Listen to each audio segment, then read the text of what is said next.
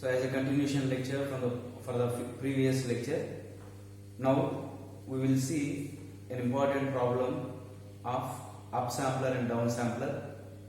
Now see this, we have to discuss about this.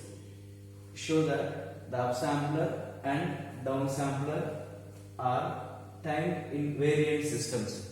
Okay, so we have to see the upsampler and downsampler are time variant systems. Now first of all, what is the meaning of time variant system means?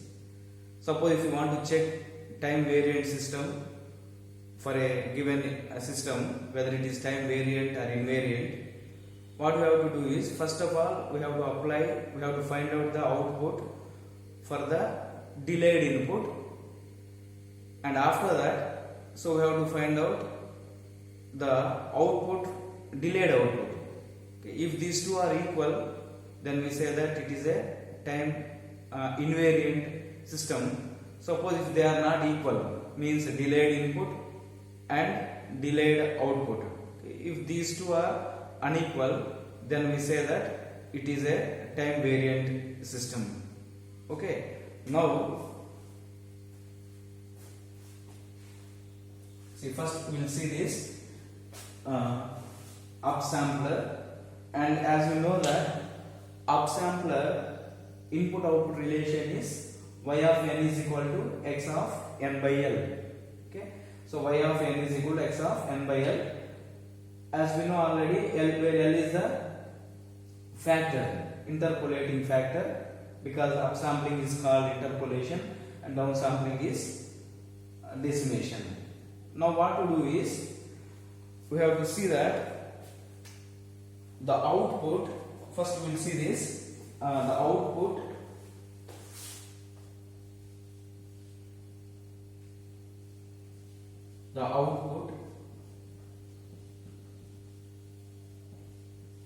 due to delayed input. The output due to delayed input, that is generally written as C y of n comma k is equal to x of, see, input is delayed, so that is why n by l minus k, n by l minus k.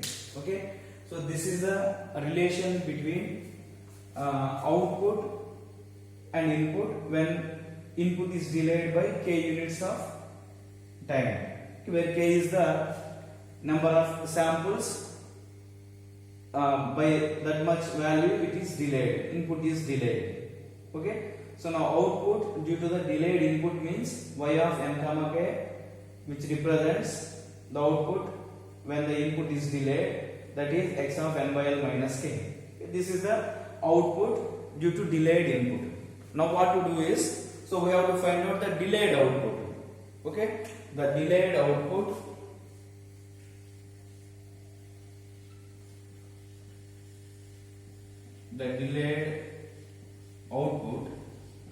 the delayed output means, so y of n minus k. So y of n minus k. So this y of n minus k means, what to do is, so x of, in the place of n we write n minus k, n minus k divided by l. Okay, now you take it as a equation 1 and it is equation 2. Now you observe this, these two are not same, these two equations are not same, because see here x n by l minus k, this is n minus k by l. Why you are getting like that? Because the delayed output is y of n minus k, in the place of n we have to write down n minus k, whereas in the output, if you see this output due to delayed input, what we are doing here, so input is delayed by k units of time, that is n by l minus k. Now you see equation 1 and equation 2 are not equal. Okay, so therefore 1 not equal to 2. That is why therefore we say that the upsampler is time variant system. Okay, this is the conclusion for that. So to check whether the given system is time variant or invariant, so we have to check two conditions: the output due to delayed input and the delayed output. We have to check this. So now we have verified these two outputs, and we say that equation 1 not equal to equation 2 because this is n by L minus k, this is n minus k divided by L. That is why we say that it is a time variant system. Now in the same way we will go for downsampler case. Downsampler means which reduces the, as we have already discussed, it reduces the sampling rate. It reduces the sampling rate by a factor of m. Now we will see same procedure, same steps we have to follow. Okay, so therefore first one, the output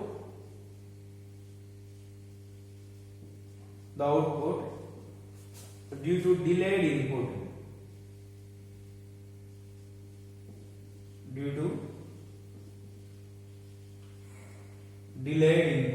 output due to delayed input. That's you can calculate like this. You can write it. So yn comma k means output. Yn is the output. K means it represents the delayed amount. So x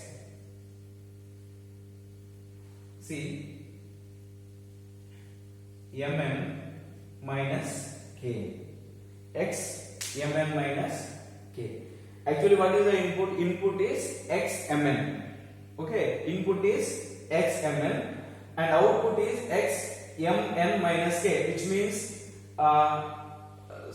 this is right.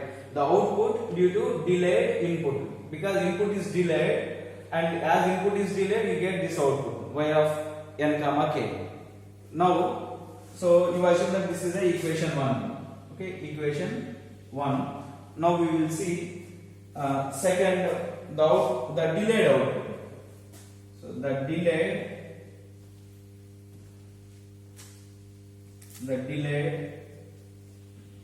output. In this case, so we have to make some delay in the output, right? Yn minus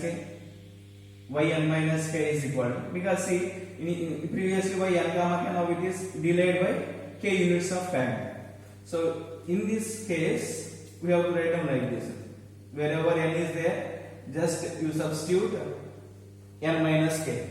Okay. So now what we have done here? The delayed output yn minus k is equal to x n minus k. Now you take it as equation 2.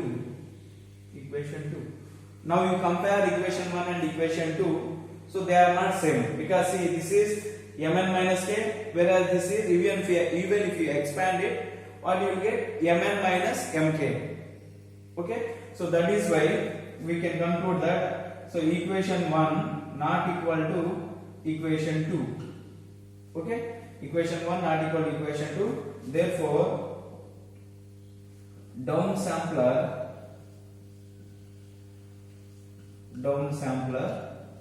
is time variant system.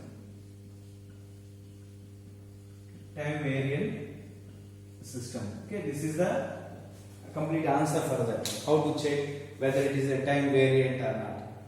Because see, so again I am going through this. See, if we have to check two conditions. So output due to the delayed input and delayed output we have to get. Means we have to make a delay in the input signal and we have to make a delay in the output equation. So yn minus k is equal to x of n minus k by L. So here just we are shifting the signal by or delaying the signal by k units. In this the output is delayed. Okay, when output is delayed, the relation between output and input is yn is equal to x n by l. This is how to verify any type of system, whether it is time varying or not. Because we are discussing about upsampler and downsampler, so we can say that upsampler and downsampler are the time variant systems. Like that, we can check it for linearity also. So for linearity principle, if you want to check whether the system is linear or not, so we have to verify whether it is satisfying so additive as well as homogeneity property, that means superposition property. So like that you can check it on your own. You take the same thing and you apply the signal and find out whether it is obeying the homogeneity property as well as additive property. Then we can find out whether it is linear or non-linear system. Okay, now so this is an example as a continuation for the previous discussion. Now we will see spectrum of upsampled signal. Okay, spectrum of upsampled signal. That is the next topic. Spectrum of upsampled signal. Spectrum of upsampled signal. Okay, so now in the spectrum, what we have to do is, already whatever we have seen in the previous class, by taking some examples like x of y of n is equal to x of 2n and y of n is equal to x of n by 2. Like that we have seen two examples where yn is equal to x of n by 2 is a upsampler. Upsampler, and sampling means that upsampler quotient, otherwise that factor, upsampling factor or interpolating factor is 2. So in that case, whatever we have discussed, that is the time domain representation. Now what we are going to see is what happens in the frequency domain when you upsample the signal, because so even we have to consider or we have to look into frequency domain also, because whenever there is there anything happening which is unwanted in the frequency domain, or if you want to change the magnitude and phase of the signal, we have to go for frequency domain. For that reason, for that purpose, we are discussing spectrum of upsampled signal. Okay, so as we know that the upsampled signal means generally the upsampled signal, the relation between input and output is generally yn is equal to x of n by l. This is the upsampler, input output relation of upsampler. Yn is equal to x of n by l. Now what to do is, if you want to convert, this is the time domain equation. If you want to convert time domain to frequency domain, we have a different transform techniques like Fourier transform, Laplace transform, Z transform, and discrete time Fourier transform. These are different things are there. And because see, these systems are represented in the discrete domain, we write yn is equal to x n by l. So n indicates discrete time. Okay, that is why we use a Z transform here. So therefore, Z transform of the signal. Now I will use Z transform definition. The Z transform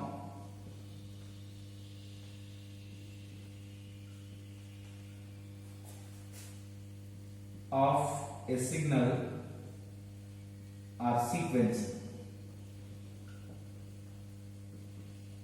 Z transform of a signal sequence. Yn is equal to formula is for that is n is equal to minus infinity to plus infinity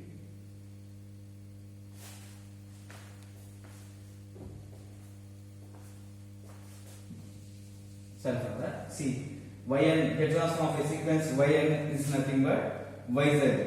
Okay, the frequency domain we write Yz, that is sigma n is equal to minus infinity to plus infinity. So we have to apply this Yn z power minus n. This is the standard definition of Z transform of a any signal.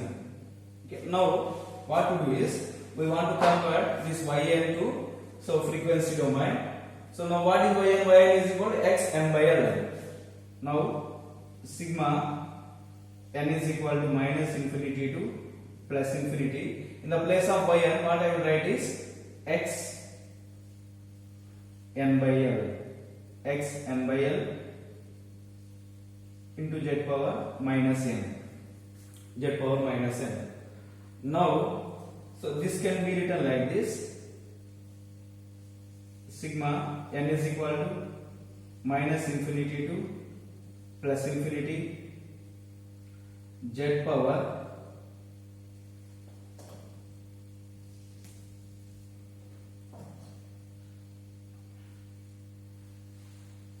xn z power minus nl.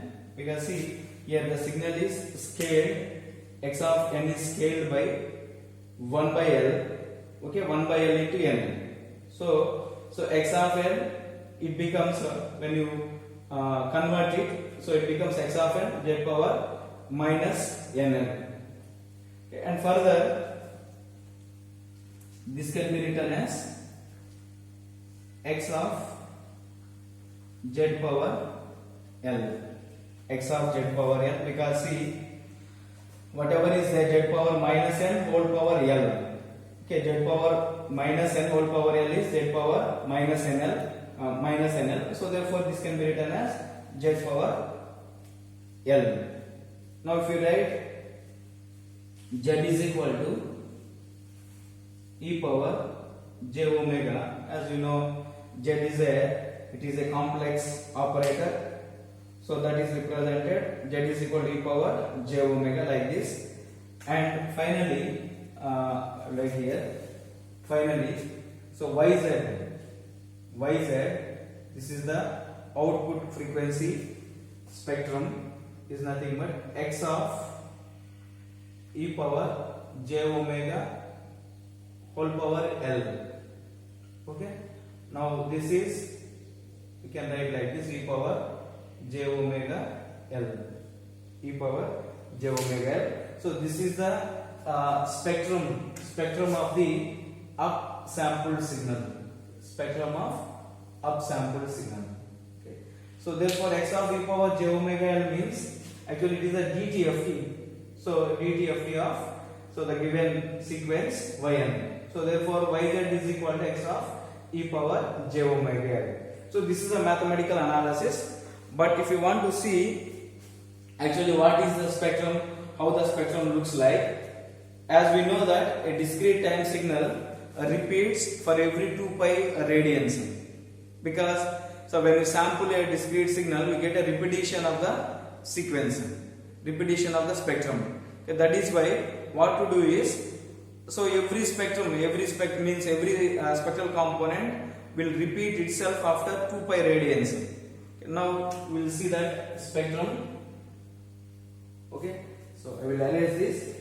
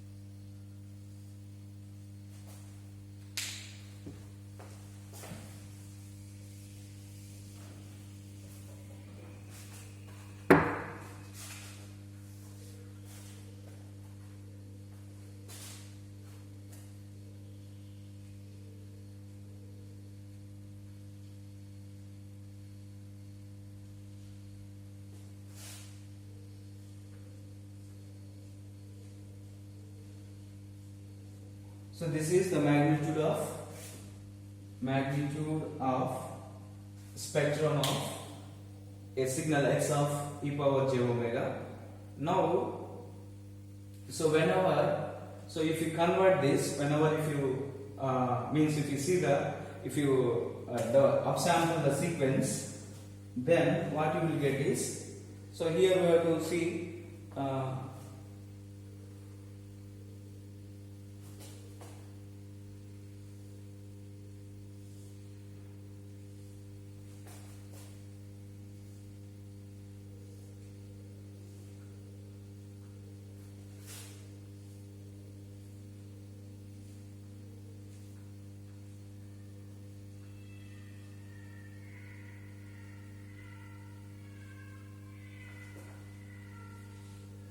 so this is magnitude of